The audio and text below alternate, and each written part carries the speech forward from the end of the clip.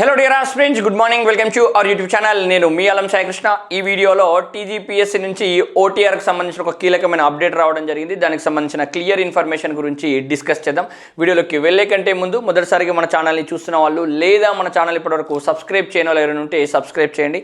అట్లాగే ఇట్లాంటి అప్డేట్స్ కోసం మన ఇన్స్టా పేజ్ని కూడా ఫాలోఅప్ చేయండి. సో ఎవరైతే ప్రభుత్వ ఉద్యోగాలకు ప్రిపేర్ అవుతున్న ఆస్పిరెంట్స్ ఉన్నారో వాళ్ళందరూ కూడా ఓటీఆర్ని అప్డేట్ చేసుకోవాల్సిన అవసరం అయితే ఉందండి.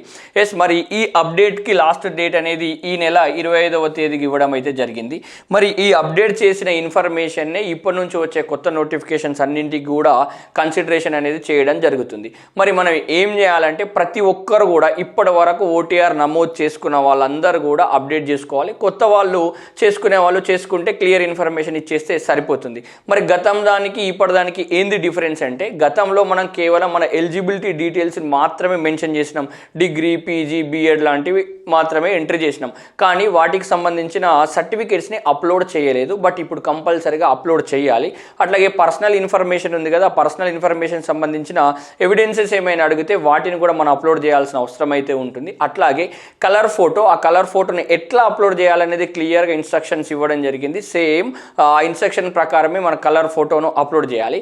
మరి ఈ డీటెయిల్స్ని చేయడం వల్ల ఏంటి లాభం అంటే, ఫర్ ఎగ్జాంపుల్ ఏదైనా కొత్త నోటిఫికేషన్ కింద విడుదలైపోతే ఆ నోటిఫికేషన్కు నువ్వు ఎలిజిబుల్ అవుతావా కాదా అనేది డైరెక్ట్గా నువ్వు లాగిన్ కావడం వల్లనే తెలిసిపోతుంది. అలా ఎలిజిబుల్ అయిపోతేనేమో డైరెక్ట్ నువ్వు అప్లై చేసుకోవచ్చు, ఎలిజిబుల్ కాకపోతేనేమో నువ్వు చేసుకోవడానికి ఛాన్స్ అనేది ఉండదు. గతంలో ఈ ఫ్లెక్సిబిలిటీ అనేది లేకుండే.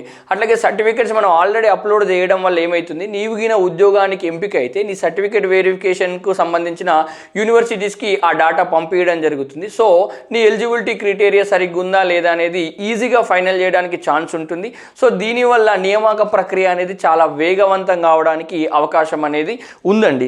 మరి అదేవిధంగా ఈ ఓటీఆర్లో మనం చేంజ్ చేసుకోవడానికి ఉన్న ఛాన్సెస్ ఏంది అంటే, ఎస్పెషల్గా అదనపు అర్హతలు అంటే కొత్తగా గతం కంటే ఇప్పుడు నీ ఎలిజిబిలిటీస్ ఏమైనా కొత్తగా వస్తే వాటిని అప్డేట్ చేయాలి. అట్లాగే వాటికి సంబంధించిన సర్టిఫికేట్స్ని అప్లోడ్ చేయాలి. అదేవిధంగా నీ అడ్రస్ కానీ, ఈడబ్ల్యూఎస్ కానీ, నాన్ క్రిమి లేయర్ కేటగిరీస్ కానీ, మొబైల్ నెంబర్ కానీ, ఈమెయిల్ ఐడిని అప్డేట్ చేసుకోవచ్చు. ఇంకా వేరే ఇన్ఫర్మేషన్ని అప్డేట్ చేయడానికి ఛాన్స్ అయితే లేదండి. అట్లాగే ఎస్సీ వర్గీకరణ జరిగింది కావున ఆ వర్గీకరణ ప్రకారం మీ రిజర్వేషన్స్ను ఎంట్రీ చేయడానికి ఛాన్స్ అయితే ఉంటుందండి. అది ఎస్పెషల్లీ ఫర్ ఎస్సీ వర్గీకరణ జరిగిన వాళ్ళకు మాత్రమే. మిగిలిన వాళ్ళు మీ ఎలిజిబిలిటీ క్రైటీరియా, పర్సనల్ ఇన్ఫర్మేషన్ అట్లాగే మీ ఫొటోస్ని అప్లోడ్ చేసేసుకుంటే సరిపోతుంది. సో ఇట్లాంటి ముఖ్యమైన అప్డేట్స్ ఎల్లవెల్ల పొందాలంటే మన ఛానల్ని ఫాలో అవ్వండి. వీడియో నచ్చితే లైక్ చేయండి, షేర్ చేయండి. మన ఛానల్ని ఇంకా సబ్స్క్రైబ్ చేయకపోతే సబ్స్క్రైబ్ చేయండి. అట్లాగే ఇట్లాంటి అప్డేట్స్ కోసం మన ఇన్స్టా పేజ్ని కూడా ఫాలోఅప్ చేయండి. Thank you so much. జై హింద్.